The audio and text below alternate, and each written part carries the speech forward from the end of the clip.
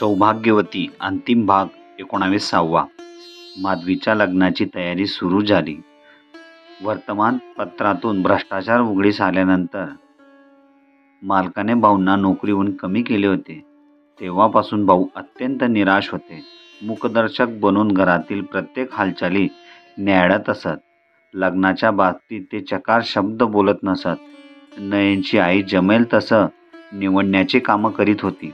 माधव, मीरा, आशा, मधुकर मदतीला होतेच आणि काकी अण्णा अधूनमधून चक्कर टाकत असत. किशोरही काय हवं नको ते विचारित असे. किशोर आणि माधवने आर्थिक मदतीची तयारी दर्शवली होती, परंतु नयनने नकार दिला. सर्व पाहुण्यांची यादी तयार झाली. जमणारे सारेच पाहुण्याचे होते. घरची एकटीच फक्त नयन होती. यादीप्रमाणे सर्वांच्या आहेराची खरेदी झाली होती. माधवीसाठी 5 तोळे सोन्याचे दागिने घेतले. माधवी इंद्रजितने एकमेकांचे कपडे पसंतीने घेतले होते. जेवणाचा मेनू हीच ठरला होता. खर्चाचा आकडा 1.5 लाखापर्यंत फुगला होता. थोडेफार पतसंस्थेचे कर्ज झाले होते. एक दिवसाने लग्नाचा दिवस जवळ येत होता. सर्वांना, अगदी विठाबाईला आणि बाईजीला सुद्धा लग्नपत्रिका दिली होती. शाळेला सुट्ट्या असल्यामुळे कार्यस्थळ शाळा होती. हळूहळू लग्नाचा दिवस जवळ येत होता.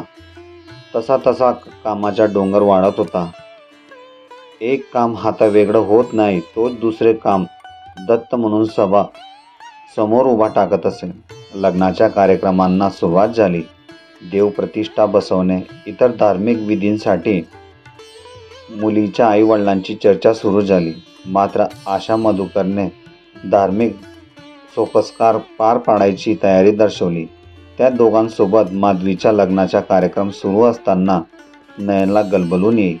डोळ्यांमध्ये आसवांची दाटी होते, परंतु महत्प्रयासाने ती त्यांना आवर घालत असे. मुखावर हसू आणि प्रत्येक काम हातावेगळे करी. कर्तव्य म्हणून तिने सदाशिवलाही पत्रिका पाठवली होती. त्याची मरणासन्न अवस्था माहिती असूनही तो लग्नास येईल हा विचार सातत्याने तिच्या मनात येत असे. दारापुढे ऑटो थांबताच सदाच आला आहे ही आशा उसळी पेई, परंतु दुसरा पाहुणा दिसताच ती नाराज होत असे. शेवटी आशाच ती अनेकांना जुलवते, जिवंत ठेवते. अनेकांच्या इच्छा फलद्रुप्त होतात. त्यावेळी त्यांना होणारा आनंद वर्णनातील असतो. आशा प्रत्यक्षात उतरत नसतानाही माणूस आशा सोडत नाही. एका अर्थाने मानवी जीवनातील आशा ही कलियुगातील शक्तिबल आणि कार्यबल आहे. त्या दिवशी सकाळी 8-8:30च्या सुमारास दारापुढे ऑटो थांबला. सवयीप्रमाणे नयन बाहेर आली. ऑटोतून बाळू, मीना आणि त्यांचा मुलगा उतरत होते आणि जो विश्वास होता, जी आशा होती, ती विठाबाई उतरत होती. 1.5 तपानंतर दोघी एकमेकांना पाहत होत्या. एका अनामिक संवेदनेने नयन पडत सुटली. विठाही लगबगीने पुढे झाली. दोघी समोरासमोर आल्या. क्षणभर दृष्ट भेट झाली आणि दोघांनाही एकमेकांना मिठी मारली. दोघांच्याही डोळ्यातून जणू अरबी हिंदवी महासागर पाझरत होते. निशब्द प्रेमाची जणू भरती आली होती. रस्त्याने जाणारे येणारे थपकून ते अनोखे दृश्य डोळ्यात साठवून पुढे जात होते. किती वेळ झाला असेल, कदाचित काही क्षण. काळही थकबगला असावा. मीनाने बोलण्याचा प्रयत्न केला, परंतु बाळूने तिला खुणावले. सारे वातावरण स्तब्ध झाले. पहिला पूर ओसरला, परंतु दोघी वेगळ्या झालेच नाही. विठाच्या खांद्यावर मान ठेवून नयन म्हणाली, विठा, तुला राग तर आला नाही ना ग? राग? त्यो कामून ताईसाहेब, त्या दिवशी तुला न सांगता मी निघून आले याच्या, म्हणून मला वाटले की तुला राग आला असावा. त्या दिवशी राग आलता, पर आज नाही ताईसाहेब. तुम्ही त्यो कैदखाना सोडला, त्या पायी यो सोन्याचा दिवस गावला. मजा ऐकून तुम्ही तिथंच पिचत पडल्या असत्या. मै जीभ झडो, पर त्यांनी तुम्हासनी जित्तच मारले असते. असे म्हणत विठा थांबली. नयनही सावरली होती. तिने विठाला मोकळी केली. पुन्हा एकवार तिने विठाचे निरीक्षण केले. ती अंगपिडाने थोडी सुटली होती. केस सुद्धा पूर्णपणे पांढरे झाले होते. आवाज मात्र तसाच ठणठणीत होता. नयनचे लक्ष विठाबाईच्या मागे असलेल्या युवकाकडे गेले. तो बिचारा दोन्ही हातात सामान घेऊन ताट कडत उभा होता. नयनने विचारले, विठा, हा कोण ग? माझं पोरग आहे ताईसाहेब, रामदास नाव आहे याचं, पोलिसात हाय. अगं तो अवघडलाय. या आत या. नयनच्या पाठोपाठ सारे आत आले. तितक्यात कुणास काही समजायच्या आत माधवी पुढे होऊन विठाच्या पायाशी वाकली. परंतु तिला मध्येच अडवून छातीशी कवटाळत विठा म्हणाले, नाही सानुताई नाही. अगोबाय किती मोठ्या झाल्या हो. मला वाटलं माझी मेधाबाई मला ओळखते की नाही. ताईसाहेब, या चकुलीला काळी टीका लावा. आता म्या आल्यावर ना मग मीच लावतोय बघा तिला. ये मावशी, ये सानुताई, बंद कर ते आपलं छकुलीचं म्हणणं, नाहीतर मी बोलणारच नाही. नाही, असं बोलायचं नाही. जीव गेलेवानी होतो हो. आता हसा ग माझी छकुली, हसा. विठाबाईच्या आगमनाने सारे संदर्भ बदलले. प्रेम काय चीज असते, निस्वार्थ प्रेम काय असते, त्याचा आदर्श म्हणजे विठा. दुपारची जेवणे झाली. काम तसं विशेष नव्हतं. लहान सहान कामे बाळू आणि माधव करीत होते. नयनने विठाबाईस वरती बोलावून घेतले. आशा खाली जमलेल्या पाहुण्यांमध्ये व्यस्त होती. दोघी सोप्यावर बसल्या. काय बोलायचे ते दोघींच्या ओठी होते, परंतु कोणी सुरुवात करावी. शेवटी निशब्द वातावरणाचा भेद करून नयन म्हणाली, विठा, बाळू मागे म्हणत होता तुझे मालक हा मेल्यागतच हाय ताईसाहेब. कवा जाते की मुर्दा काही सांगता येत नाही. आता तर वाचा बी गेली. बाळासाहेबांना बोलले ते आखरी. तवापासून नुसते फातात. वाड्या पुण्यात बी जात नाही. त्या वाड्यात हागानदारी कोणी करून ठेवली सर्वी. कोसभर वास जाते. लोकांनी म्हणे म्युन्सिपाल्टीत लिहून दिलंय. काय नव्हे काय ठाव. पर तुमच्यावर केलेल्या जुलमाचा बदला सर्व देवाने पार पाडला आहे ताईसाहेब. अगं प्रभा, आणि त्या सटवीचे नाव कशाला घेताय? अहो डुकरीनं ती घाण गावली तिकडेच जाणार. धनी खाट्यावर पडले आणि तिनं नंगानाच घातला. रात्रात बाहेरच राहायची दुसऱ्या माणसांसोबत. मग सदा ग. अहो त्यांनाच मारायचे. त्यांनी हू का चू केले की दे ठोका, नाहीतर दे चटका. पुरा बदला बघा घेतला तुमच्या तिने. आणि त्यांची मुलं होती ना तिला 2. हात की 2 मुली, एक मुकी आणि दुसरी लंगडी आहे. प्रभा गेल्यापासून त्यांची सोय आश्रमशाळेमध्ये केली आहे त्यांनी. आता ग बया स्वतःच जाता की काय स्वभाव बाई. इथलं छडलं इदवेवानी, तरी बी तुम्ही त्यांचीच विचारपूस करता गेली. अन योनी खाट पकडली. बांधा पैका हाय तवा बरा हाय. गड्याला 100 रुपये रोज हाय. तो जमलं तसं करतो. दाण्याला गाणीतच ठेवतो. जाताना 100 रुपये आणि ढालले जाता बी गहू बी नेतो घरी. अगं पण ते जाऊ द्या हो. काय पायी उकरते करता. दिवस फिरले का कशी नके 17वानी पोरं हाय. धूमधडाक्यात लग्न करून गुमानं राहावा. त्याची सय काढून. पण आज संजूताई लईच सय यायली बघा. वाटते आता पडत येईन आणि गड्यात पडल. विठाबाई बोलत असताना बाहेर ऑटो थांबल्याचा आवाज आला. नयन पाठोपाठ विठालाही खाली आली. आत आलेल्या कमात्याच्या नयन पाया पडली. तशी कमात्या म्हणाली, पुरी कमवलंच ग. पुरीने सोने केलं ग. किती त्रासात दिवस काढलेस नयन तू. त्याचे फळ मिळाले पुरी तुला. सीमान पूजनाच्या दिवशी सकाळीच सारे सामान शाळेत आणले. खरे तर शाळा हेच तिचे हक्काचे घर झाले होते. दुपारपासून पाहुणे येत होते. वराकडील मंडळी येण्याची वेळ झाली. त्यांच्या स्वागताला सारे सज्ज झाले. एका खोलीत बायकांमध्ये बसलेल्या नयनचे डोळे पाणवल्याचे कुणाच्या नाही, पण विठाबाईच्या लक्षात आले. तशी ती म्हणाली, ताईसाहेब, हे काय हो, आता काय कमी आहे तुम्हासनी? पोरींचा संसार उभा होतोय आणि तुम्ही असे रडत आहात? विठा, अगं आज संजीवनीची फार आठवण येते ग मला. हा ताईसाहेब, आज बेबी पाहिजे होती. जाऊ द्या, असतो एकेकाचा भोग. तेच आयुष्य तेवढेच, ते काय कोणाच्या हाती आहे? त्या मण्याला उचलून त्यांची जिंदगानी संजूबाईला दिली असती तर, विठा म्हणाली. तितक्यात एकच आवाज झाला, वऱ्हाड आलं, वऱ्हाड आलं. दोघी बाहेर आल्या. वऱ्हाडी मंडळींना सन्मानाने आत आणण्यात येत होते. पाहुण्यांची चहा पाणी चालू असताना कार्यालयातील फोनची घंटा वाजली. भाईजीने तो फोन उचलला आणि हॅलो म्हणाला.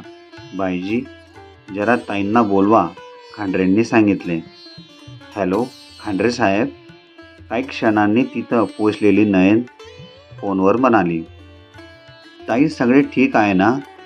कशाची कमतरता नाही ना? काही हवं असेल तर निसंकोचपणे सांगा.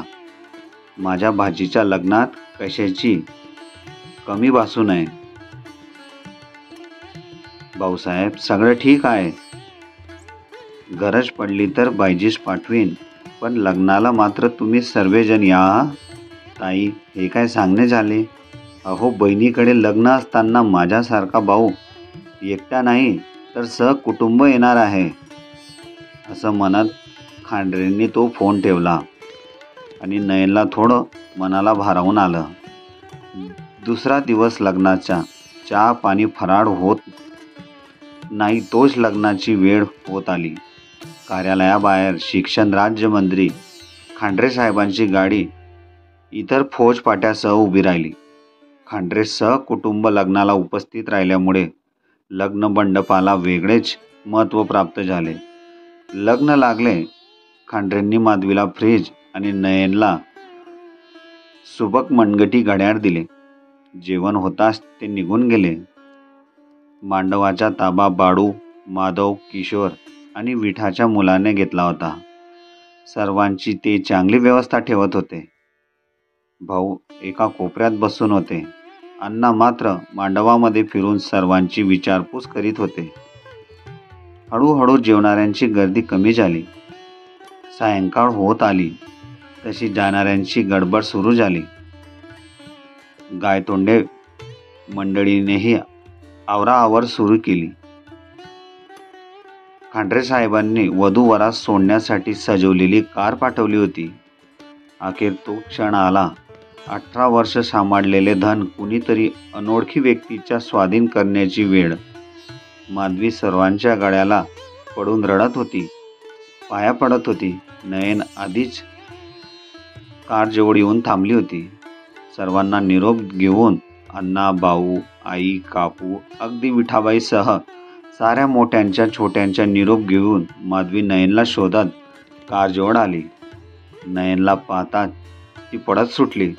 नयनने पसरलेल्या दोन्ही हातांमध्ये माधवी शिरली. दोघांनीही रडे आवरत नव्हते. ते पाहून उपस्थितांचे डोळे पाणावले. आबालवृद्ध गैवरले. किती वेळ गेला. शेवटी नयन सावरली. स्वतःला सोडवत म्हणाली, माधव, सांभाळून राहा. आईची मान खाली जाऊ देऊ नकोस बाळा. आई, तू माझी काळजी करू नको. स्वतःला सांभाळ. कुणाला बोलू नको. टेन्शन घेऊ नकोस. असे म्हणत स्वतःला सावरत कारमध्ये ती बसली. इंद्रजितने नयनला नमस्कार केला.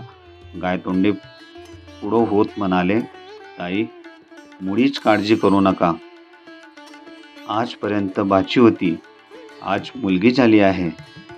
मला ते माहिती आहे. मागच्या जन्माचे माहिती नाही, पुढल्या जन्माचे ठाऊक नाही, परंतु या जन्मात मात्र सख्खे भाऊच आहात. नयन असं त्यांना म्हणाले. ते पाहून माधवीचे लक्ष नयनकडेच होते. हलकेच निघालेली कार दिशेनाशी झाली. थकलेल्या पावलांनी परंतु समाधानाने नयन परतली. पाहुणेही एक एक निघत होते का कोण जाणे, परंतु नयनला एकदम बडबडून आले. ती कमात्या आणि मीना त्यांच्या गळ्यात पडून ओक्साबोक्शी रडू लागली. तिचा आवेग ओसरताच काकी, किशोर, आत्या, मामा साऱ्यांनी कौतुक करत निरोप घेतला. निरोप घेताना अण्णा म्हणाले, पुरी खूप छान लग्न केलंस, एकदम 100 मार्क. एक भयान जंगल, जिकडे तिकडे झाडीच झाडी. अचानक वाघाची भयान डरकारी ऐकू येत. नयन इकडे तिकडे पाहते. तिच्या मागे धावणारा अकराळ विक्राळ वाघ बघून ती जीवाच्या आकांताने धावत सुटली. पाठोपाठ वाघही तिच्या मागे धावत होता. थोडे पुढे जाऊन तिने धापा टाकत मागे पाहिले तर काय आश्चर्य, तिच्या मागे सदाशिव पडत होता. त्याला पाहून ती थांबते न थांबते तोच पुन्हा कर्कश डरकाळी. बापरे, तो सदाशिव नसून वाघ होता. नयन पुन्हा धावत सुटली. धावतच राहिली. तिने पुन्हा मागे बघितले. पुन्हा सदाशिव, वाघ, सदा. ती पडतच राहिली. एक क्षण असा आला, भीतीने पडणारी नयन पाय घसरून खाली पडली. पाठी असलेल्या वाघाने झडप घालून तिची मान स्वतःच्या अजस्र अकराळ विकराळ जबड्यात पकडली. नाही असं किंचाळत नयन उठली. भर हिवाळ्यात ती घामाघूम झाली होती. एवढे भयंकर स्वप्ने. तिने भिंतीवरील घड्याळ पाहिले. सकाळचे 6 वाजत होते. नयन उठली. पडलेले स्वप्न विसरून ती कामाला लागली. प्रातःविधी आटोपले. दोन्ही भांडी झाली. हिवाळा असूनही पावसाची सर अधूनमधून येत होती. वातावरणाचा असेल किंवा पडलेल्या स्वप्नाचा परिणाम असेल, परंतु नयनची कामे आटोपत नव्हती. कामे रोजचीच, परंतु दररोजप्रमाणे सफाई नव्हती. का व्हावं तसं? भर हिवाळ्यात पाऊस का यावा? निसर्गाचे नियम मोडला. स्वतःचे चक्र बदलले तर तक्रार कुणी आणि कुणाकडे करावी? जिथे निसर्ग स्वतःच्या नियमांना सोडून वागतो तिथे सदाशिव प्रभाच्या वागण्याचे काय? नयनने घड्याळ बघितले. 8:30 वाजत होते. उशीर होणार या भीतीने तिने सारे पटापट आवरले. काहीतरी विसरल्यासारखं तिला वाटत होते. चक्क चुकल्यासारखं वाटत असताना ती पुन्हा आरशासमोर गेली आणि तिला धक्का बसला. कारण ती चक्क कुंकू लावायची विसरली होती. कुंकू लावणे हा तिचा रोजचा धर्म. ती का विसरेल? विधवेपेक्षा निकृष्ट जीवन जगत असूनही ती सद्वेच्या धर्माने वागत होती. नयनने कुंकू लावले आणि ती निघाली. बाहेर पाऊस कोसळत होता. छत्री उघडून ऑटोची वाट पाहत उभी राहिली, पण ऑटो मिळण्याची चिन्हे दिसत नव्हती. ती पायीच निघाली. थोडे पुढे गेल्यावर ऑटो मिळाला. नयन शाळेत पोहोचली. पावसामुळे मुलांची संख्या कमीच होती. ती कार्यालयात बसली, परंतु उत्साह नव्हता. कमालीची अवस्था जाणवत होती. ती अवस्था नेहमीपेक्षा वेगळी होती. तितक्यात फोन वाजला. फोन उचलून ती म्हणाली, हॅलो, कोण बोलतंय? तिचा आवाज ओळखून दुसऱ्या बाजूने आवाज आला, नयन, मी बाळू बोलतोय. एक दुःखाची बातमी आहे. सदाशिव गेला का?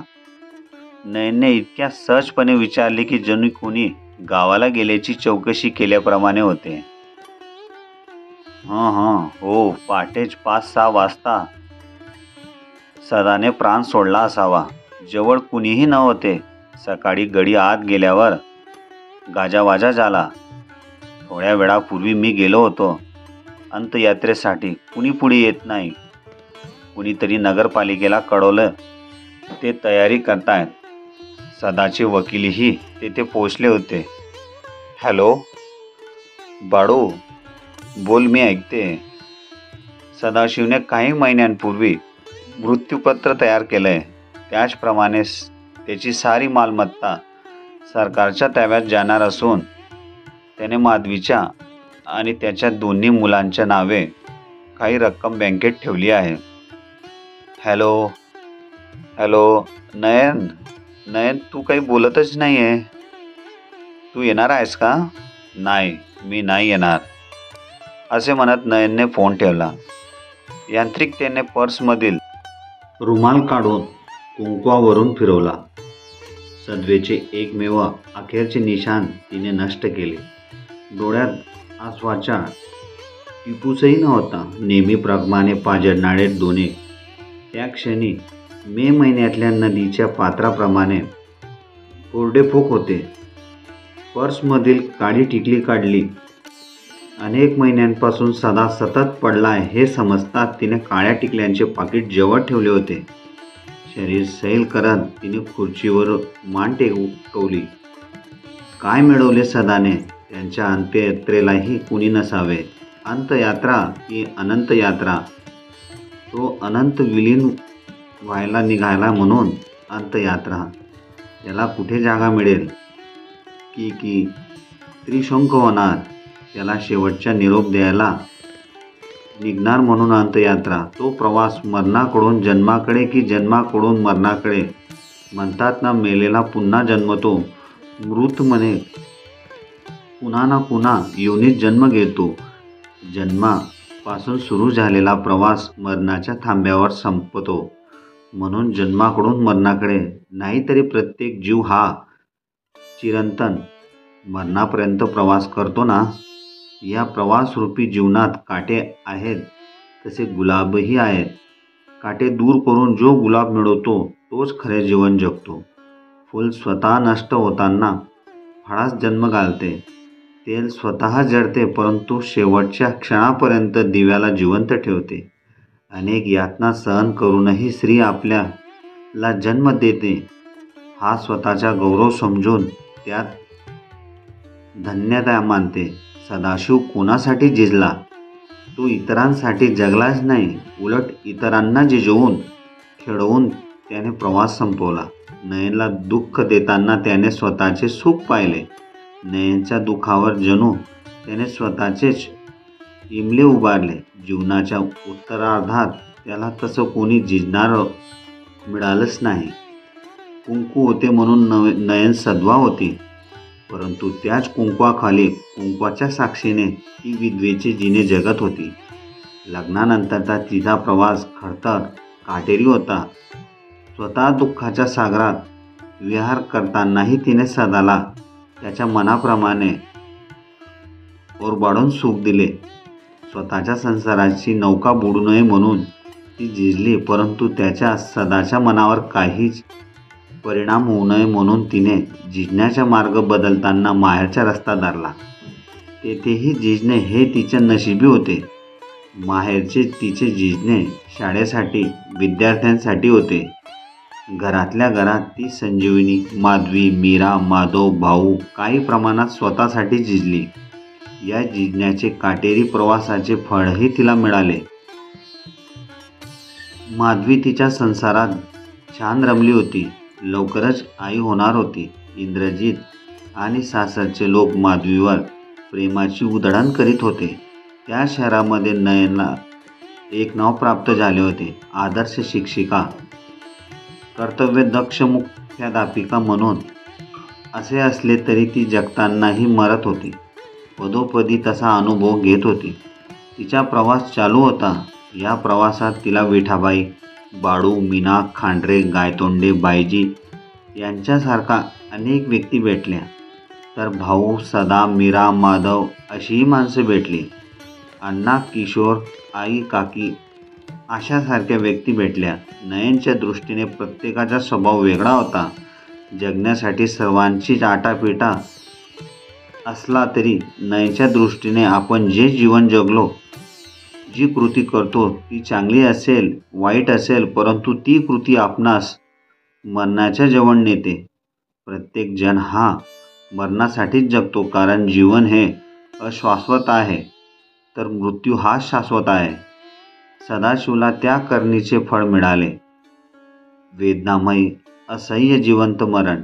जिथे त्याच्या अंत्यसंस्कारासाठी भाडोत्री माणसं आणावी लागली, तिथे इस्टेटीला वारस मिळालाच नाही. केवढं हे दुर्भाग्य की सदाशिवच्या एकूण वागणुकीचे फलित होते. त्याच्या शेवटच्या क्षणी त्याच्याजवळ कुणीच नसावे. त्याला वासनांकित जीवनात साथ देताना की मामी, भाच्या अशी नाती गादीवर नेणारी प्रभा, ही कशाची घोतक आहे. विचारांच्या गर्तेत अडकलेल्या नयनवर वर पाहिले. एका मोठ्या पिंजऱ्यामध्ये नयन अडकली होती. आणि बापरे, केवढाले नाग तिच्या भोवती धावत होते. धावा, वाचवा वाचवा असा आक्रोश करणाऱ्या नयनला हास्याचा गडगडाट ऐकू आला. तिने आवाजाच्या दिशेने पाहिले. मदतीच्या आशेने तिने दावा केला, परंतु ती सारी चेहरे तिच्याकडे पाच जोरजोराने हसत होती. कुणीही तिला वाचवण्याचा प्रयत्न करत नव्हते. ती त्यांची प्रार्थना मनधरणी करू लागली, पण सर्व व्यर्थच होते. तितक्यात तिच्या सर्वांगडातून कण निघाली. त्या वेदनेत ती तडमडत ती पायाकडे पाहू लागली. एका अजस्र नाग तिला दंश करून वेगाने परतत होता. पुन्हा माघारी फिरून त्याने पुन्हा दंश केला. पुन्हा तोच प्रकार. त्या असंख्य दंशाबरोबर तिच्या वेदना वाढत होत्या. अवतीभोवतीचे चेहरे तिला मदत करावयाचे सोडून जोरजोराने हसत होते. संपलं सारं, मी मरणार. पण हे काय? असंख्य दंश होऊनही मी जिवंत कशी? नयनने पुन्हा खाली पाहिले. तिला आश्चर्य वाटले, कारण तिला दंश करणारे ते अजस्र धूळ एकापाठोपाठ एक गलिगात्र होऊन नयनच्या पाठीशी लोळण घेत होते. दुसरीकडे तिच्या असहाय्यतेवर हास्याची फुलबाजी उडवणारे चेहरेही उदासाने भासत होते. टन टन टन बायजीने दिलेल्या घंटेमुळे नयनने डोळे उघडले. खुर्चीवर मान टेकवलेल्या अवस्थेत तिने पाहिले. छतावरचा पंखा त्याच्या गतीने फिरत होता, जणू जीवनचक्र. पर्स उचलून नयन, ती जणू मरणगंधा शापिक सौभाग्यवती बाहेर आली. आश्चर्य म्हणजे सकाळपासून बरसणाऱ्या सरी थांबल्या होत्या. ह्या कथेचे संपूर्ण 1 ते 19 भाग पूर्णतः काल्पनिक आहेत. या कथेत येणारे नाव व पात्र तेही मनाने जोडण्यात आलेले आहे. कथा आवडली असेल तर लाईक, शेअर आणि चॅनलला सबस्क्राईब नक्की करा. धन्यवाद.